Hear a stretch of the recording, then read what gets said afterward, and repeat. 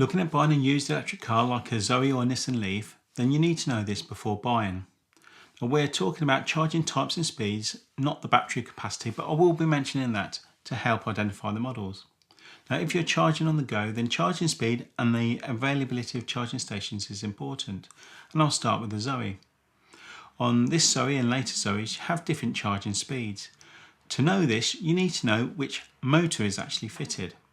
Now I have a 2013 model Zoe with a 22 kilowatt battery pack, and it has the Q210 motor, and it has an onboard charger of 43 kilowatts. From 2015 you could buy either the R240, but this had the slower 22 kilowatt charger, or you could still buy the Q210 still with the 43 kilowatt charger. Now they both look the same, they both have the same plug, both have the same 22 kilowatt capacity battery. So that's why you need to actually know which motor is fitted. Now the R240 had a theoretical 30 miles more range, probably more like 20 miles, but the Q10 could still charge in around half the time. If you had the correct charging station, that is, but these charging stations are few and far between. In 2016 the ZE40 came out with a 40 kilowatt battery pack. The R240 motor was renamed R75 or R90 depending on the power, and the Q10 motor was renamed Q90. Again, all AC charging at the speeds mentioned before. Now in 2019 a refresh or facelift to the Zoe with the ZE50, which had a 52 kilowatt battery pack, and they dropped the Q motor.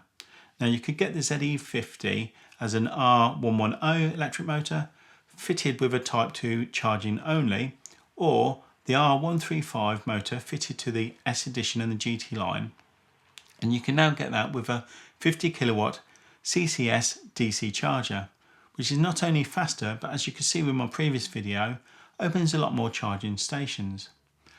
But beware, this was an option, so you need to check if it had the CCS DC charging port. Nissans were the same. Some Leafs have CHAdeMO, still do. Later Leafs you could spec a CCS charging. Again, with CCS you have faster charging and a lot more charging options. Going forward, most full EVs in Europe now have CCS, but check if you have the option, then tick it. As of 2024, some plug-in hybrids like my C350e here only have Type 2 chargers, but later C300Es now have CCS. So if you have the option to buy one, then buy it with CCS. Now if you want to see why that is, then click on this video. Thanks for watching.